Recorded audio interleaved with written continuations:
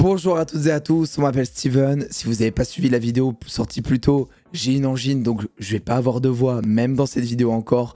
Et voilà, par instant, je vais avoir des voix aiguës, des voix graves. On est en pleine puberté, tu vas faire quoi? Nous allons parler de Spider-Man Lotus, donc fan film qui est en production depuis maintenant un petit temps, mine de rien, et qui avait éveillé ma curiosité parce que c'est vrai que les bandes annonces étaient plutôt sympas, les scènes de balancement étaient incroyables pour le coup, et forcément, il fallait que je regarde parce que je suis un gros Yankee de Spider-Man. Alors oui, le film a eu des déboires, notamment autour de certains propos racistes et je crois aussi homophobes de la part du réal, de l'acteur principal. Pour être honnête, je sais pas si c'est vrai. Je m'y suis même pas intéressé parce que pour le coup, je savais que j'allais voir. Et dans tous les cas, c'est pas cette vidéo qui va faire la pub du film puisque pour moi, c'est une grosse perte de temps malgré toute la bienveillance que je peux trouver. Il y a des points positifs, il y a des choses qui font plaisir dans ce film.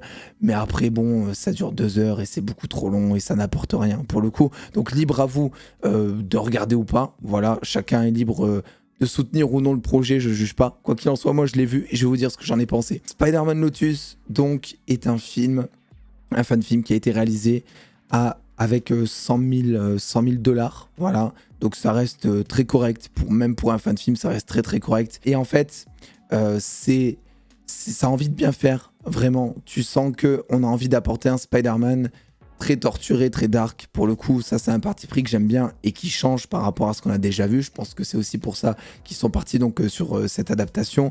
Un Spider-Man donc qui va essayer de se remettre de la mort de Gwen. Et ça pendant tout le film d'ailleurs. Parlons BO. Je trouve que la BO est incroyable. Je trouve que la musique du film surpasse vraiment la plupart de ce qu'on a vu concernant Spider-Man durant ces dernières années. Voilà, c'est pour le dire objectivement. Je trouve qu'en termes d'idées, en termes de réalisation, quand il y a des scènes de balancement de Spidey, il y en a 2, je crois, dans tout le film de 2 heures, vraiment, c'est incroyable. Tu te dis, mais voilà, lui, il a compris l'essence de Spider-Man, et ça se fait plutôt plaisir. Et après, je trouve qu'au début du film, tu retrouves le Spider-Man que tu connais des comics, celui qui va vanner, celui qui va se balancer. Bon, il y a un truc qui m'a chagriné en début de film, c'est qu'à un moment, il va utiliser deux sbires du Shocker en guise de bouclier humain. Les sbires meurent, en fait, parce qu'ils disparaissent instantanément sous les coups du Shocker, donc ils meurent. Donc là, tu te dis, attends, Spidey tue des gens maintenant. Donc, en fait, c'est ça, ce film, c'est que par instant, tu te dis, ils ont compris l'essence, l'esprit de Spider-Man. Et d'un autre, tu te dis, mais attends, mais qu'est-ce qu'ils font? C'est comme toute la scène de dialogue. Il y a une scène de dialogue à un moment, donc oui, c'est en mode full spoiler, hein, dans tous les cas. Il y a une scène de dialogue avec un enfant qui est en phase terminale d'un cancer, qui va peut être super cool. Mais en fait, c'est pas du tout l'esprit Spider-Man à ce moment-là, puisque vraiment, la scène doit durer, je pense, 20 minutes. C'est incroyable. Et pendant 20 minutes, plus ou moins, Spidey passe son temps à détruire le rêve du gosse, en fait. Et je veux bien croire que Spider-Man, c'est un mec qui peut être torturé, dark et tout, mais malgré tout, on l'a vu à la fin notamment de The Amazing Spider-Man 2, même quand il est en deuil, même quand il est torturé, tout ce que tu veux, il sait quand même faire la part des choses entre ses responsabilités, ses priorités dans la vie et tout, et vraiment dire à un gosse de 10 ans que... en fait, le héros qu'il soutient depuis toujours, c'est qu'une erreur de la nature, que juste il a un gros syndrome de l'imposteur, qu'il a juste eu de la chance parce qu'il s'est fait mordre par une araignée, que toutes les histoires qu'il a lues sur lui, les histoires héroïques dont il se fait des films, que tout ça est faux et tout. Voilà, le gosse, il est en phase terminale d'un cancer, tu fais pas ça. Et donc ça, c'est pas du tout l'essence que j'ai trouvé de Spider-Man là-dedans, pour le coup. Malgré tout, le costume de Spidey, j'ai adoré, vraiment. Juste un petit problème avec le masque, mais sinon, je trouve qu'il est très très beau. Un petit peu plus de mal avec le costume du Bouffon Vert, que j'avais adoré en photo pour le coup, mais en vidéo, ça rend vraiment pas bien, parce qu'en fait, ils ont fait un masque pratique, toujours en train de sourire, et même quand t'as des scènes où Spidey va donner des coups au bouffon, tu vois le bouffon qui sourit tout le temps et c'est pas genre un bouffon comme Willem Dafoe qui sourit en train de se faire frapper, quoi, tu vois. C'est vraiment un visage statique du coup vu que c'est un masque en silicone et pour le coup je pense qu'ils auraient plus dû partir sur un masque Team Sam Raimi, tu vois, un truc qui bouge pas pour donner plus de réalisme parce que là ils ont voulu donner l'aspect transformé du bouffon. En photo ça rend super bien mais en vidéo ça fait ultra cheap de ouf, donc c'est un petit peu ça le souci. Et en termes de points positifs, malgré tout ce que j'ai pu lire à droite à gauche, je trouve que l'acting reste plutôt bon. Pour le coup, globalement, il n'y a que MJ qui est insupportable. J'ai l'impression qu'on va jamais avoir droit à une vraie bonne, très bonne MJ. Bon, il y a Zendaya, mais c'est pas vraiment une MJ pour moi, Zendaya, pour le coup. Mais une vraie bonne MJ, j'ai l'impression qu'on va jamais en avoir. À ceci près que les acteurs sont souvent en surjeu, mais ça, c'est pas vraiment de leur faute. Tu sens vraiment que c'est la direction d'acteurs et le scénario qui fait ça, parce qu'ils ont des scènes qui sont très longues, ce qui fait que quand il va y avoir une scène forte, très dramatique, par exemple, on va faire trembler les personnages de tristesse, comme Harry dans la voiture à un moment. Enfin bref, il y a plein de scènes surjouées comme ça. Mais je trouve que pour des amateurs, parce que faut pas oublier que ce sont des amateurs, je trouve que ça se débrouille plutôt bien en termes d'acting. Et moi, je serais incapable de jouer comme ils jouent eux. Alors pourtant, on est plus ou moins au même niveau, même si de ce que j'ai compris, le réal sort d'une école de cinéma et tout. Mais grosso modo, c'est monsieur et madame tout le monde comme nous, quoi. Voilà. Donc je trouve qu'ils se débrouillent bien, mis à part ce surjeu et mis à part MJ, qui est vraiment insupportable. Maintenant, le gros point faible du film, et ça n'a rien à voir avec le fait que ce soit un fan film, parce que le budget rentre pas en compte dedans et tout, c'est vraiment le scénario. Le scénario est vraiment tout pété. Il est explosé dans tous les sens, et dans le premier sens littéral du terme. C'est-à-dire que tu as des scènes qui vont s'enchaîner. Tu vas voir Peter au cimetière, ensuite, tu vas avoir Harry et MJ en train de se disputer, entre guillemets. Tu vas avoir des trucs comme ça, mais il n'y a jamais rien qui va se lier. En fait, tu n'as pas de trame. Et ça, notamment dû à la non-présence d'un méchant. C'est la première fois, je crois, dans un film de super-héros que je ne vois pas de méchant, enfin de méchant en guise de méchant final, quoi. Et je dois dire que c'est un gros problème, parce qu'en fait, si on donne un méchant dans les films de super-héros, c'est pas juste pour avoir un méchant, un combat final. Généralement, le méchant, il va servir à poser des enjeux pendant tout le film, et pendant tout le film, normalement, si c'est bien construit, tu vas suivre le héros qui doit obligatoirement s'élever pour pouvoir arriver à combattre le méchant, que ce soit psychologiquement ou même physiquement. Et là, le fait qu'il n'y ait pas de méchant, en fait, pendant 2 heures, tu passes tout le film à te demander, ok, mais on va où ? Tu vois, tu sais pas où tu vas pendant tout le film, et c'est très mal construit. Même la fin, en fait, c'est une fin à rallonge de ouf, puisque tu as un passage, un moment où tu as Spidey qui va plus ou moins se balancer, je crois, sur un coucher de soleil, et tu te dis que ça aurait été une fin parfaite, sauf que non, ils vont te rajouter des scènes de dialogue entre Harry, MJ, Peter, pour te montrer que ça y est, Peter a entre guillemets fait son deuil, que la bande a été réunie, que cette histoire d'amour, parce qu'en fait ce film c'est ça, c'est une histoire d'amour, que cette histoire d'amour ça y est réconciliée.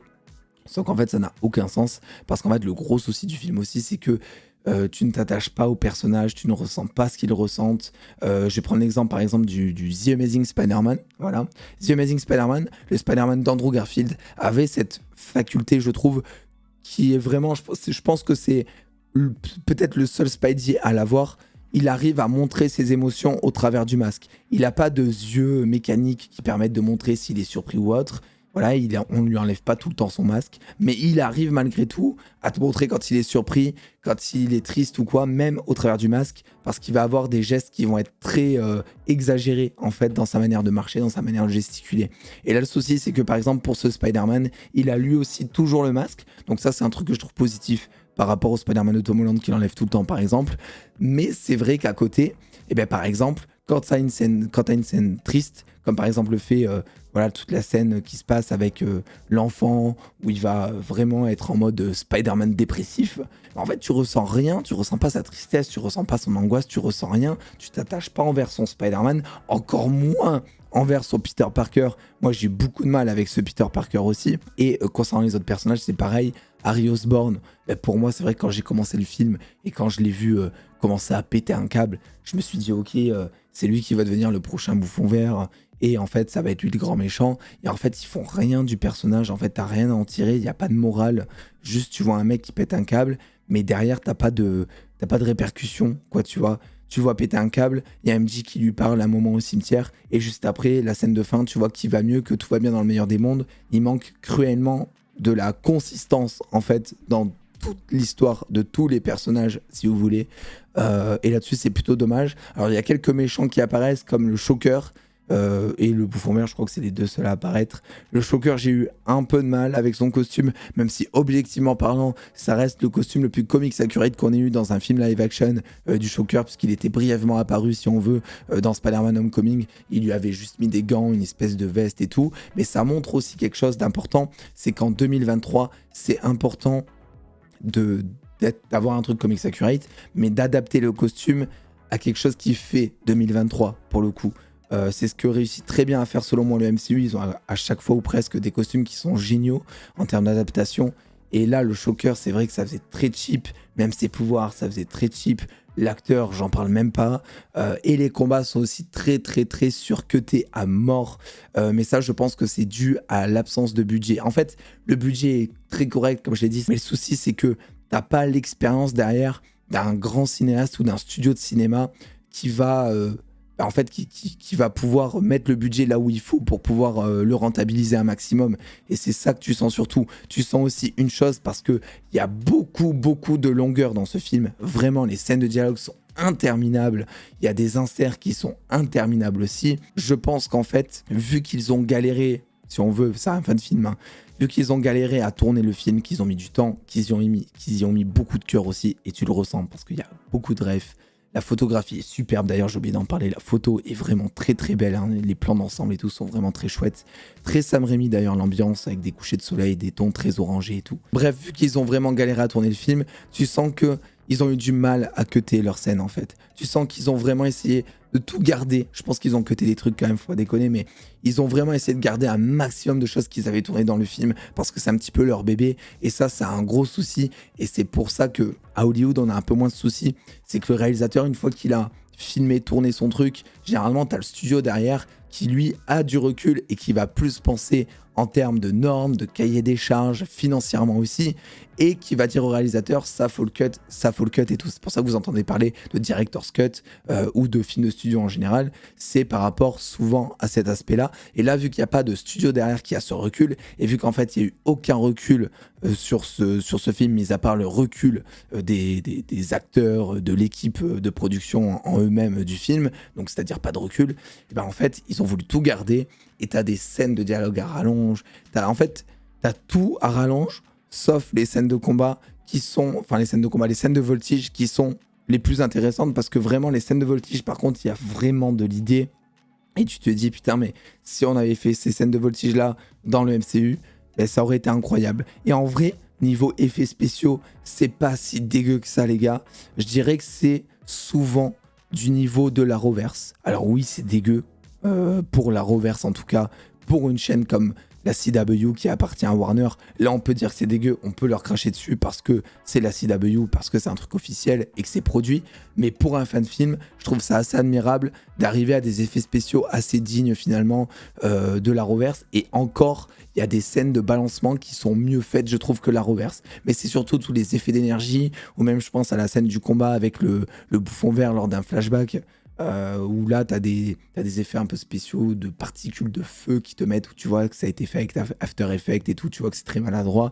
Donc voilà, je pense que le principal problème de ce film, il est scénaristique, donc le budget n'a rien à voir. Là c'est vraiment un désastre. On a aussi les scènes de flashback qui n'ont aucun sens, c'est-à-dire que souvent t'as des scènes de flashback qui sont en noir et blanc, qui sont d'ailleurs très jolies, mais après tu vas te retrouver avec des scènes de flashback qui sont en couleur. Au début, je me suis dit que celle qui était en noir et blanc, c'était par rapport au deuil de Gwen, et celle qui était en couleur, c'était juste des flashbacks normaux, sauf que non, puisqu'à la fin, t'as une scène de flashback avec Gwen qui est en couleur, donc il n'y a pas de cohérence scénaristique dans la mise en scène non plus.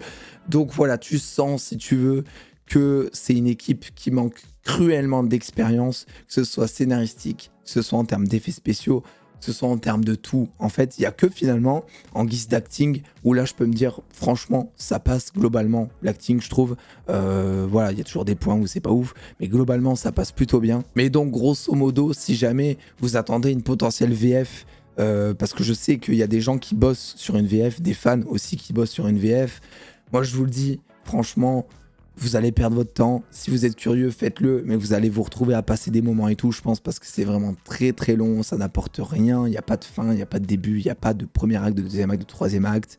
C'est très décousu et on s'attache pas au perso. Donc scénaristiquement, c'est vraiment pour moi le néant, même si pour le coup, ça aurait pu être intéressant, parce que pour une fois, on l'a eu vite fait à la fin de No Way Home, mais pour une fois, on est sur un Spidey Peter Parker qui est très dark, en fait, et enfin très dark, très torturé. Et ça change vachement en fait, donc c'est dommage. Pour moi, ils sont passés à côté d'une histoire qui aurait pu être vachement intéressante parce que fraîche justement, Mais que voulez-vous? C'est comme ça. Donc écoutez, je ne vous conseille pas de voir ce film. Pour moi, je donnerai une note de 3 sur 10 approximativement parce qu'il y a des points qui sont positifs, parce qu'il y a des idées par instant, parce que tu vois qu'ils ont voulu bien faire les choses, mais malgré tout, c'est même en prenant en compte que c'est un fan film, c'est beaucoup trop décousu et beaucoup trop pauvre scénaristiquement. Ça manque beaucoup trop d'expérience pour, selon moi, un budget de cette ampleur. Donc voilà, écoutez, n'hésitez pas à me donner votre avis en commentaire sur ce film si jamais vous l'avez vu. Si jamais vous avez apprécié le film, je serais assez curieux de savoir pourquoi, si jamais vous lui avez mis par exemple une bonne note. Donc n'hésitez pas à développer un petit peu en commentaire. Libre à vous, comme j'ai dit, d'aller voir le film suite aux propos racistes ou pas qu'il y a eu. Moi, je sais que je suis beaucoup trop Yankee de Spidey pour passer à côté de ça. Et c'est vrai que aussi, vous m'avez posé beaucoup la question sur Insta et Twitter de savoir si j'allais voir le film, de savoir si j'allais en parler. C'est chose faite. Des bisous tout le monde, le pouce bleu, l'abonnement comme d'habitude et vive la chocolatine.